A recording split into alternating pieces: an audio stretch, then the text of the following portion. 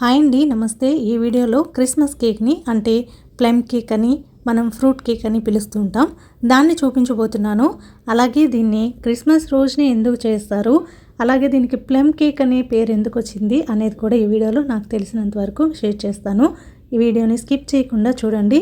మరి ఈ వీడియోలోకి వెళ్ళిపోదామా. ఈ కేక్ తయారు చేయడానికి వేసే వస్తువుల్లో అతి ముఖ్యమైనది రమ్. కొన్ని కంట్రీస్లో రమ్ అయితే ఖచ్చితంగా వాడే చేస్తారు. దీన్ని రమ్ క్రిస్మస్ కేక్ అని కూడా పిలుస్తారు. రమ్ వేసుకొని చేసుకోవడం తినడం నచ్చదు కదా చాలా వరకు కూడా మనకి.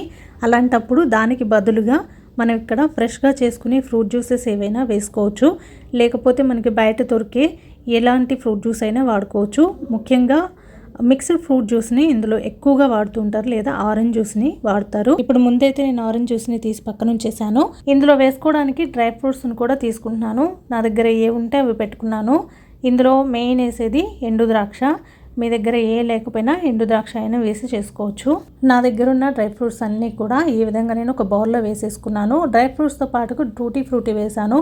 నేను వేసిన నట్స్లో కాజు, బాదం, ఎండు ద్రాక్ష, 2 రకాల ఎండు ద్రాక్ష వేసాను. ఆ తర్వాత ఎండు ఖర్జూరాలని చిన్న చిన్న ముక్కలుగా కట్ చేసి వేసాను. టూటీ ఫ్రూటీ వేసాను. ఇవన్నీ కూడా ఒక బౌల్లో తీసి పక్కన ఉంచాను. తర్వాత ఒక ప్యాన్లో ఒక అరకప్పు పంచదార వేసుకొని క్యారమెల్ లాగా దీన్ని తయారు చేసుకున్న తర్వాత ఇందులోకి నేను ముందుగా తయారు చేసి ఉంచిన ఆరెంజ్ జ్యూస్ని ఈ విధంగా వడపోసి వేసేసాను. ఇది వేసిన తర్వాత ఒకసారి బాగా కలిపి పెట్టి బౌల్లో తీసి ఉంచిన డ్రై ఫ్రూట్స్ అన్ని ఇందులో వేసేస్తాను. ఇవి వేసిన తర్వాత ఒక 5 నిమిషాల పాటు లో ఫ్లేమ్లో ఉడికించాలి. అయితే ఈ ప్రాసెస్ అంతా ఇన్స్టెంట్గా చేసుకోవడానికి సమయం ఉంటే ముందు రోజు రాత్రి జ్యూస్లో ఈ డ్రై ఫ్రూట్స్ అన్నీ కూడా నానబెట్టి ఉంచేయండి. క్యారమెల్ కావాలంటే పక్క రోజు చేసుకోవచ్చు. అప్పటికప్పుడు చేసుకోవాలంటే మాత్రం ఈ ప్రాసెస్ కరెక్ట్గా ఉంటుంది. ఇవన్నీ వేసిన తర్వాత ఒక 5 నిమిషాల పాటు ఉడికినిచ్చి తర్వాత స్టవ్ ఆఫ్ చేసి కొంచెం చల్లారిన తర్వాత మిగతా ప్రాసెస్ అంతా చేస్తాను. ఈ లోపల ఇందులో కొన్ని స్పైసెస్ కూడా వేస్తారు.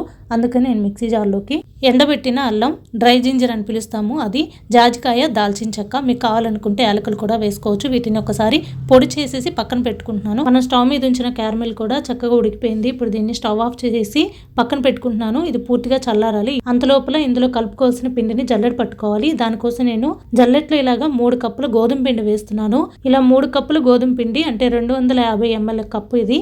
దీనికి 1.5 టేబుల్ స్పూన్ వచ్చి బేకింగ్ పౌడర్, అలాగే 1 టేబుల్ స్పూన్ బేకింగ్ సోడా అంటే మామూలుగా వంటలకు వాడే సోడా, దాన్ని వేసిన తర్వాత ఈ విధంగా జల్లెడ పట్టేసి దీన్ని పక్కన పెట్టుకోవాలి.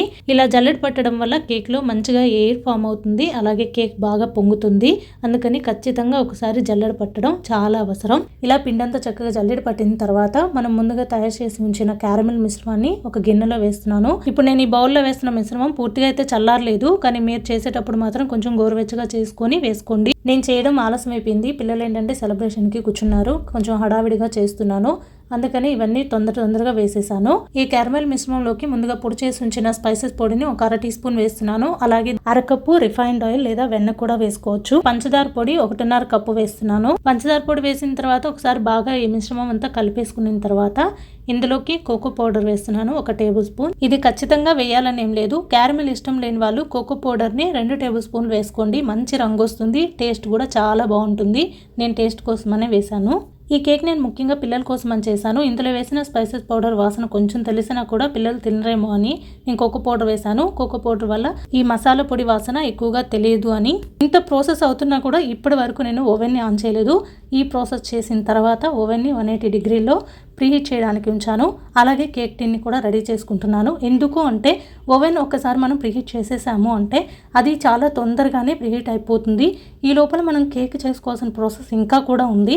మనం ఎప్పుడైనా కూడా నార్మల్ కేక్స్ చేసుకునేటప్పుడు ఏంటంటే అన్నీ రెడీ చేసుకున్నా కూడా ఓ 10 నుంచి 15 నిమిషాలు టైం పడుతుంది. ఈ లోపల ఓవెన్ ప్రీహీట్ అయిపోతుంది. కానీ ఇక్కడ అలా కాదు. డ్రై ఇంగ్రీడియంట్స్ని, వెట్ ఇంగ్రీడియంట్స్ని రెండింటిని కలిపేదానికంటే ముందుగానే మనం ఈ ప్రాసెస్ అంతా చేసుకోవాల్సి ఉంటుంది. తర్వాతే మనం ఈ రెండింటిని మిక్స్ చేసి పెట్టాలి. వన్స్ ఒకసారి మనం అన్ని కలిపేసిన తర్వాత వెంటనే బేక్ చేసేయడానికి పెట్టేసేయాలి. ఇక్కడ ఏంటంటే మనం లిక్విడ్ ఫామ్లో ఉన్న ఇంగ్రీడియంట్స్ని అలాగే డ్రై ఫామ్లో ఉన్న ఇంగ్రీడియంట్స్ని కలపడానికంటే ముందు చేయాల్సిన ప్రాసెస్ చాలా ఉంది.